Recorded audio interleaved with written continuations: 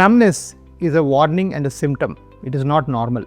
So కాళ్ళు చేతుల్లో స్పర్శ తెలియకపోవటం ఇలాంటివన్నీ కూడా అదొక వార్నింగ్, అది నార్మల్ కాదు, అది సహజం కాదు. హాయ్, నేను మీ డాక్టర్ రాజా. నేను ఇలాంటి మెడికల్ ఫ్యాక్ట్స్ చెప్తుంటాను. 4 కంట్రీస్లో నేను ప్రాక్టీస్ చేశాను. సో నాకు తెలిసిన ఈ నాలెడ్జ్ బిట్స్ అన్నీ మీకు ప్రొవైడ్ చేయడానికి ఈ ఛానల్ పెట్టాను. సో మీకు ఎవరికైనా నచ్చితే లైక్ చేసి సబ్స్క్రైబ్ చేయండి. సో నమ్నెస్ అంటే స్పర్శ బయళ్ళల్లో లేకపోతే కాళ్ళల్లో లేకపోతే వేరే ఇతర ఏరియాస్లో లేకపోవడం అనేది నార్మల్ కాదు. వాటికి ఏంటి ఇండికేట్ చేస్తుందంటే కొన్ని దగ్గర సర్క్యులేషన్, నరాలకి రక్త సరఫరా సరిగా వెళ్ళకపోవడం వల్ల ఆ నరాలు చచ్చుబడిపోవడం వల్ల, అంటే సెన్సరీ నర్వ్స్ అంటాం, అలాంటివి చచ్చుబడిపోవడం వల్ల మీకు కాళ్ళలో వేళ్ళలో కాస్త స్పర్శ తెలియకపోవడం జరగవచ్చు.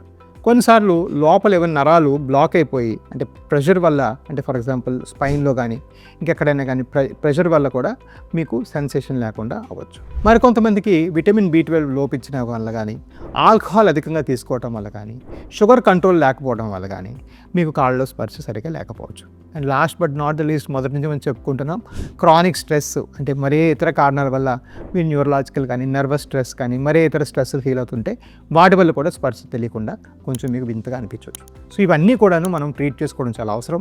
చాలాసార్లు లోపల ఒక బ్లడ్ ఫ్లో సమస్యకి ఒక ఎర్లీ సిమ్టమ్గా నమ్నెస్ మనం ఫీల్ అవుతాం. అలాంటప్పుడు మీరు న్యూరలాజికల్ ఇవాల్యుయేషన్ చేయించుకోవడం, అవసరం ఉంటే బ్రెయిన్ MRI చేయించుకోవడం, ఇవన్నీ కూడా మీరు చేసుకుంటే మీకు మంచిగా తగ్గే అవకాశం ఉంటుంది.